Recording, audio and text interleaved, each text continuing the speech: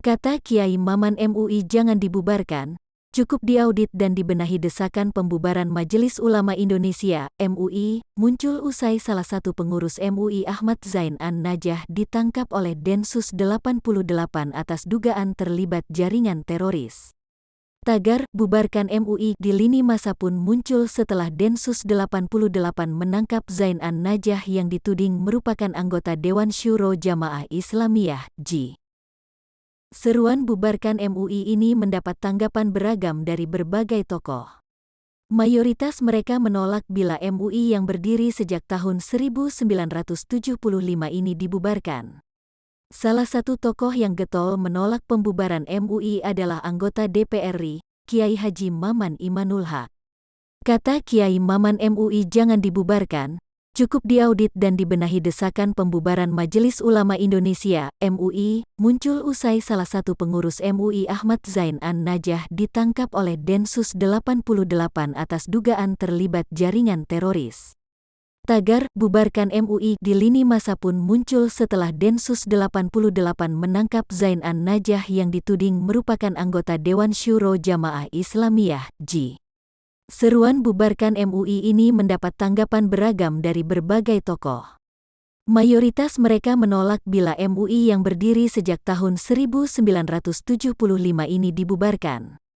Salah satu tokoh yang getol menolak pembubaran MUI adalah anggota DPR RI, Kiai Haji Maman Imanul Haq.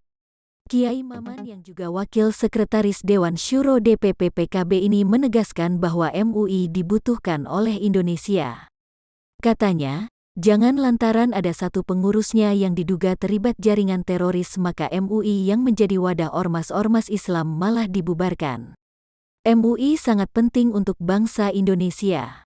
Di dalamnya masih banyak tokoh-tokoh Nahdlatul Ulama, NU, Muhammadiyah, Persis, Dewan Dakwah, Al-Irsyad, dan ormas-ormas lain yang mencintai Indonesia, begitu kata Kiai Maman kepada media, Senin, 22/11. Kata Kiai Maman, terorisme tidak tumbuh pada kelompok tertentu saja, namun bibit teroris bisa tumbuh di mana saja, kapan saja, dan oleh siapa saja. Jadi menurutnya, publik jangan hanya melihat bahwa teroris timbul dari kelompok agama tertentu saja. Semua pemeluk agama, katanya, memiliki sisi ekstremis dan terorismenya. Itu artinya bibit terorisme bisa keluar dari kelompok manapun. Jangan dengan gampang gepiah uyah, karena ada oknum MUI yang diduga terlibat jaringan teroris maka MUI-nya dituduh teroris semua.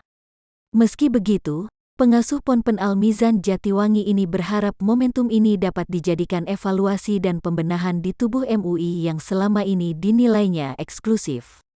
MUI harus kembali kepada hitahnya sebagaimana yang dilakukan oleh Buya Hamka, Ketua MUI pertama, yakni untuk membimbing, membina, dan mengayomi umat Islam. Namun pada sisi lain, MUI juga punya peran untuk memberikan kritik atau saran terhadap kebijakan pemerintahan. Saya tidak setuju MUI dibubarkan namun saya ingin MUI melakukan pembenahan. Tidak hanya mewah-mewahan seolah-olah bisa melebihi ormas lain padahal MUI hanya ormas, bukan lembaga resmi negara meski mendapat anggaran dari negara, katanya menambahkan. Hal itu pula yang perlu diedukasi ke publik, kata Kiai Maman, bahwa MUI bukan lembaga negara sehingga fatwa-fatwanya dianggap mengikat, padahal ormas-ormas lain seperti NU, Muhammadiyah, Persis, DEL, juga sama mengeluarkan fatwa.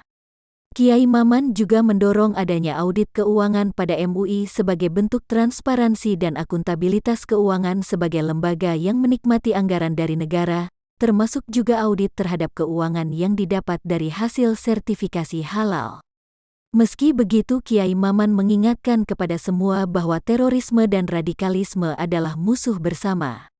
Ia musuh bagi keberagaman, musuh bagi keberagamaan, dan musuh bagi kemanusiaan sehingga terorisme harus dihadapi dengan penegakan hukum dan juga dengan pendidikan, literasi, dan moderasi.